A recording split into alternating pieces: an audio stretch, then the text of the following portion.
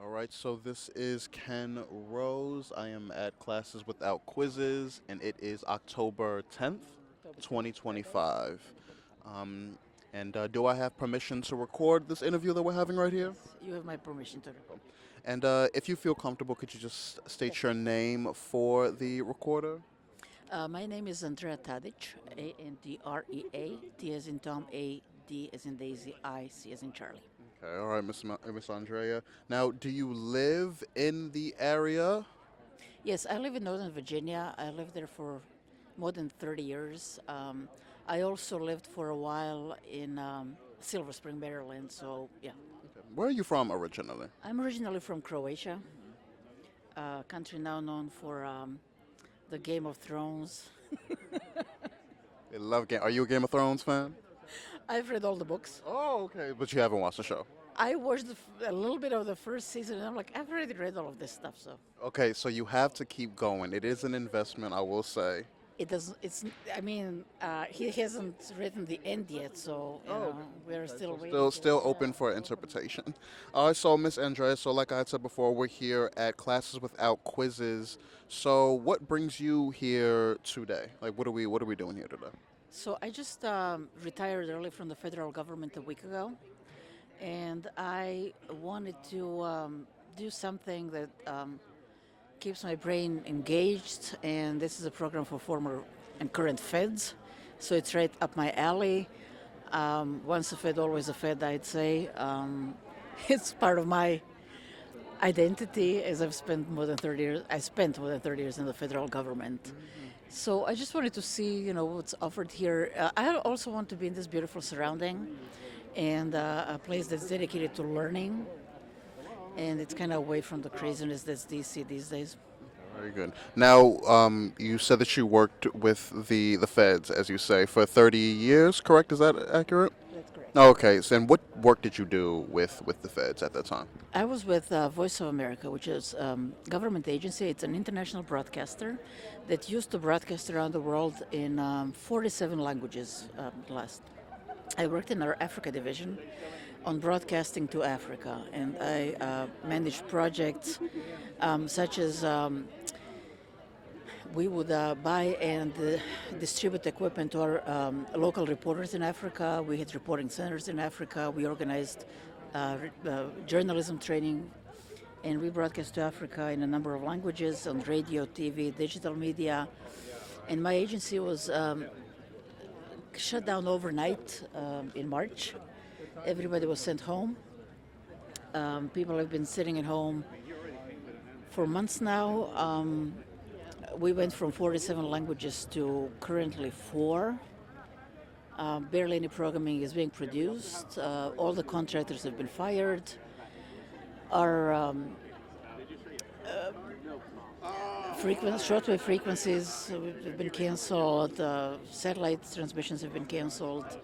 Um, Federal employees have now been drift twice. There is a court battle going on. The court has stopped the latest layoff, and we are waiting to see what's going to happen. But the prospects for the agency are not good. All right. So, will for, just as a blanket question, did you enjoyed your job? You loved your job. You love everything about your job. Yes, I came into my agency as an intern. I spent more than 30 years in the same building. I went from job to job. I was at some point the radio host, the TV host, the reporter. I worked in public relations. I worked for the program director, and then I ended up in the Africa division. And Voice of America had a specific mission, which is to broadcast, to show U.S. Ideals and what the U.S. is all about by being an example of the free media and to show it overseas. All right, so we definitely see from the way in which you described your work, very, very important. Broadcasting, just in general, is a very, very important industry. Especially you saying that you had over, 47 languages that you guys had worked with, blowing my mind immediately. So we can definitely see the impact that your job has on the world. But what has the work that you've done had an impact in your personal life?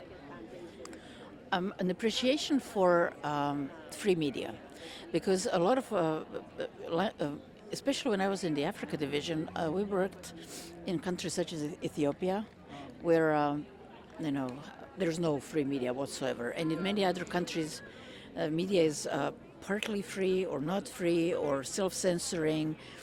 Our reporters would routinely get into trouble with local authorities, and that's where I developed the appreciation for the free media we have in this country, or used to have, or kind of have now, and the importance of it because people base their decisions in life on reliable information about the world that they live in. And if that information is unreliable or skewed or incorrect, people, you know, will be led astray. And a lot of this, it will be to their own detriment, and they will be hurt. Very much so. And just on the topic of hurt, we are now experiencing government shutdown. Now it's my understanding that you had already retired by that point, so it hasn't really affected you as much as it would somebody else. However, again, working 30 years in the federal government, you've experienced, several government shutdowns as well. So what has your experience been like experiencing a shutdown as we are in right now? So currently, I am waiting for my retirement paperwork to be processed. I don't know if it's getting processed because the government is shut down. But I've been through other shutdowns too. The one that in the first Trump administration, which was 35 days, which I think was the longest one ever. And I think shutdowns are very hard on people, young people with families, military families, people with lower grades who live from paycheck to paycheck. And through no fault of their own, they're sitting at home and they're not getting paid. Or even worse, they're working and they're not getting paid. So it's an unnecessary and detrimental thing that the politicians are playing with because they're playing with people's lives. In this particular shutdown, it's even worse because there are these threats from the White House about firing federal employees summarily because of the shutdown. Again, not their fault. And also, there are threats that their people will not get their pay back, which is something that would be deeply unfair and also, I think, against the current law. It's very, very unfortunate. Now, in the past, when you have experienced these shutdowns, how did that make your routine change? Whether that be your everyday routine of like waking up for the 9 to 5, or just the work in which you are doing, or the way in which you view the state of the country or the state of the government. So some shutdowns I worked because I was a contractor, and we were in broadcasting, so the shows have to go on regardless.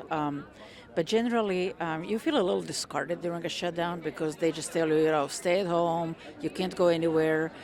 If they know you're watching TV all day to see if they're going to reopen the government, you have to report the next day if they reopen the government. So you can leave or leave town.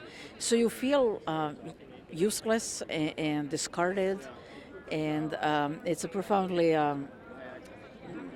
helpless situation.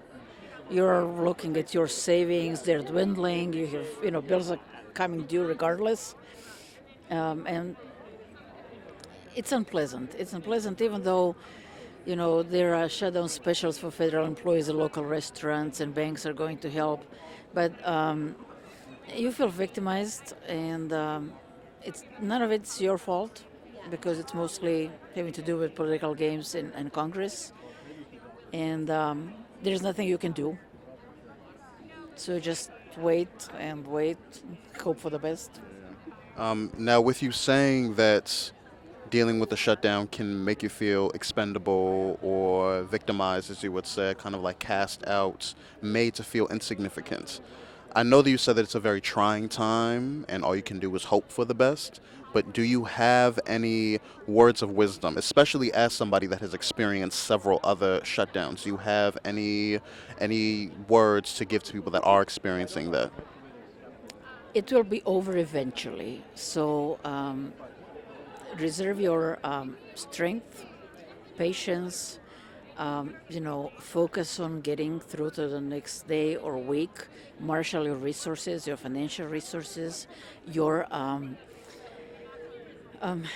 personal networks, rely on other people who are in the same situation and friends to support you through it.